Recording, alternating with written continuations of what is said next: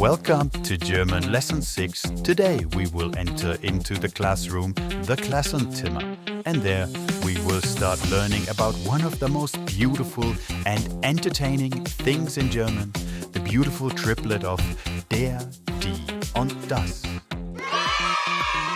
So let's dive into our cozy classroom to see what we have there. German Lesson 6 im Klassenzimmer.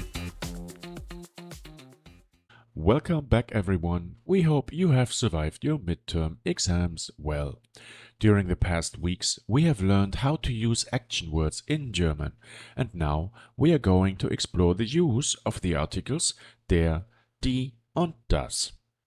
Why not combine that with learning some classroom vocabulary? Take a look at this picture. Here we can see 15 things, 15 Dinge.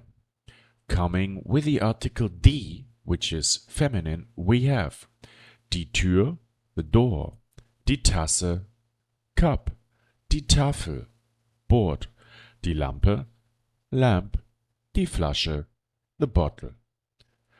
Coming with the article der, which is masculine, we have der Kugelschreiber or short Kuli, the ball pen, der Tisch, table, der Stuhl, the chair, der Radiergummi, the eraser, der Bleistift, the pencil.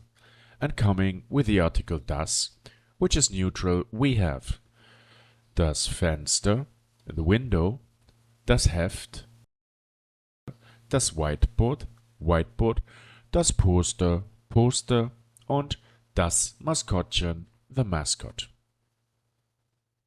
Now we have heard that everything in German has an article and they can be masculine, feminine or neutral.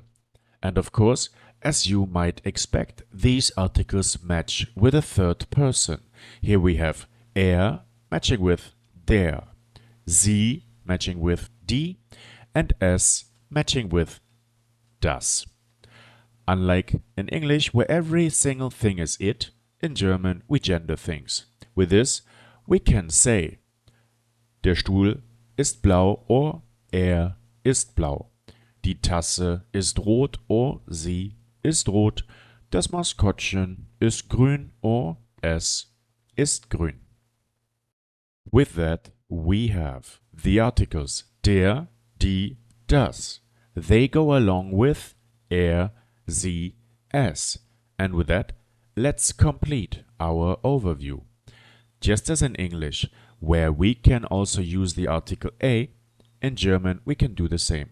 In German we say ein or ein for masculine and neutral, and we say eine for feminine. If we want to talk about things that are not there or that we don't have, we say kein for masculine and neutral, and we say keine for feminine. And with that, we can talk about der Tisch, ein Tisch, or kein Tisch. We can talk about die Tasse, eine Tasse, or keine Tasse. We can talk about das Whiteboard, ein Whiteboard, or kein Whiteboard. And with that, we have a complete overview over the German base articles.